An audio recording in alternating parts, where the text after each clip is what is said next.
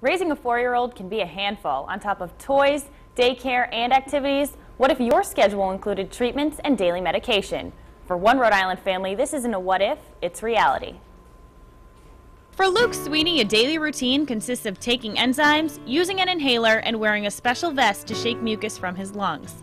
Unlike many 4-year-old children, Luke is living with cystic fibrosis. Cystic fibrosis is an inherited disease that affects primarily the lungs and the respiratory and the GI tract. It is a lifelong disease. Luke's condition was discovered after he was born in 2006, shortly after the state instituted mandatory CF testing in all newborns. Luke was born in August, and that turns out that he was the first positive case. So there was no symptoms. I mean, nothing like that. We were, excited to have a baby, and then broke the news. Yep. For parents Mike and Remy, finding out about CF right after birth has helped them adapt. Because we caught it so early, we've been so aggressive at fighting it from day one, from when he was a week old, and he's 4.5 now. So before any problems came up, any symptoms, anything else, we were already, fighting it and everything. With the help of these guys. These guys are the doctors and staff at Hasbro Children's Hospital, who've provided their family with help over the years. They're all awesome, obviously. Pam is great. She's one of my favorite people in the world. And I'm sad to see Dr. Pizzaro go, but now it's Dr. C. For Luke, it's just also, we don't treat him like he's sick.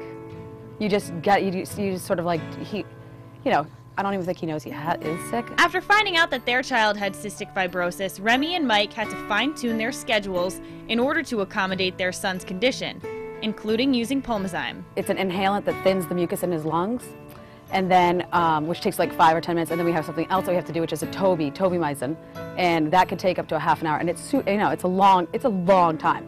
If you think about it, to sit there and be like, to get a 4-year-old to sit there and do it in a nebulizer for a half an hour, and it takes away from your day. A little bit frustrating, but you get it done. But then it also with the work that what they make us do from such a young age, you become so acclimated to doing it as you get further. It comes to no surprise that these parents are reaching out to the community by getting involved in different events and raising over $15,000. It's how we're carrying it. You know what I mean? It's how everybody. It takes money to get where we're getting, you know what I mean? And CF has progressed a ton. The progression that Remy and Mike have seen in Luke gives them high hopes for the future. He's becoming more independent and proving that a day with cystic fibrosis is just like any other. It was pretty tough to swallow at first that, our kid was different or had a problem that we were going to have to deal with, for the rest of our lives. But it's an everyday thing now. He's a normal little 4-year-old, and we just have our treatments, and it's a fact of life for us. Yeah. And joining me this morning from the Cystic Fibrosis Foundation is Pam Spitzer. Good morning, Pam. Good morning. We just heard a lovely story about Luke and his family, but there are so many other stories. There's so many other kids that cystic fibrosis has affected. Is that right? Yes. Well, there's 30,000 patients nationwide who have cystic fibrosis, but 1 in 20 individuals are symptomless carriers of this defective recessive gene trait. Here in Rhode Island, there's probably nearly 150 diagnosed patients that are being treated over at Hasbro, and in both states, nearly 1,000. Oh, wow. And a big part of the Cystic Fibrosis Foundation is the Great Strides Walks, and you have so many of them coming up, is that right? We do.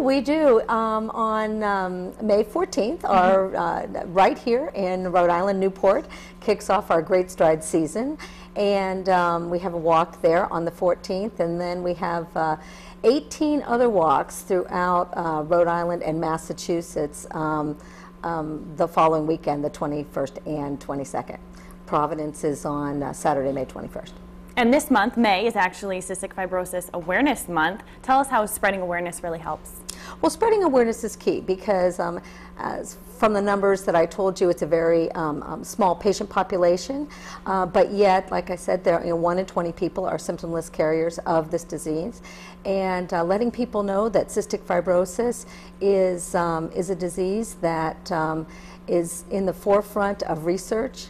Right here in New England is important to the families who battle this disease daily. Yes, absolutely. Absolutely. Pam, thank you so much for all of your helpful information. you. And make sure you guys get out there to a walk. For more information on how you can sign up for a Great Strides Walk, head to foxprovidence.com.